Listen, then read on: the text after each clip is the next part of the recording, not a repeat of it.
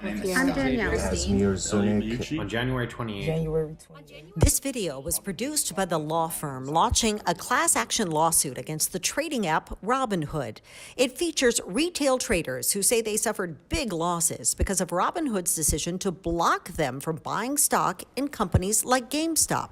Stocks that were going down until retail investors rallied together to bring the prices back up. Costing me thousands of dollars. And collectively, we lost millions.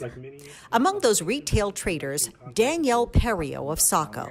As a small business owner, stock trading is more of a hobby, but she says she trusted in Robinhood's motto. They put out this tweet, "Let the people trade." And I think they've gone from being Robinhood to the sheriff of Nottingham. Perrio, like the class action lawsuit she is now party to, claims Robinhood switched sides, turning against its own clients amid pressure to put up $3 billion as collateral to cover their trades.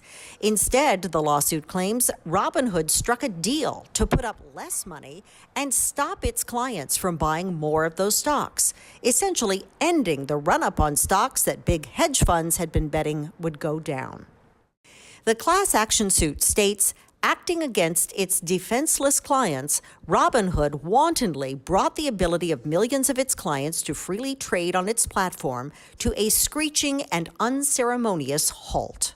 So they essentially cut off demand for the stock from the retail investors, of which I am, and eliminated the demand. They're only being supply. The price plummeted and people lost millions, if not billions of dollars.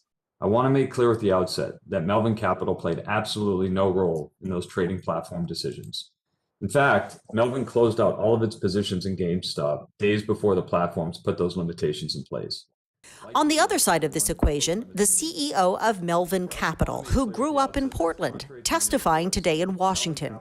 His was one of the companies shorting or betting against those stocks. It's very important to understand that absolutely none of Melvin's short positions are part of any effort to artificially depress or manipulate downward the price of a stock. Because we believed and still believe that its business model, selling new and used video games in physical stores, is being overtaken by digital downloads through the internet. Congress is trying to figure out what went wrong here. Perrio hopes it will implement new restrictions on shorting stock.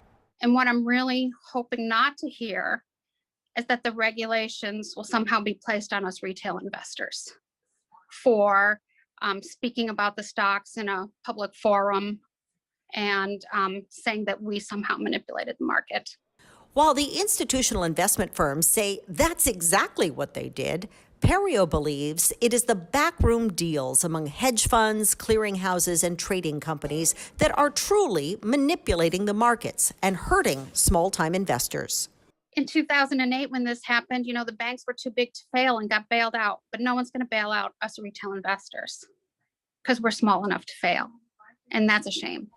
Cindy Williams, News Center.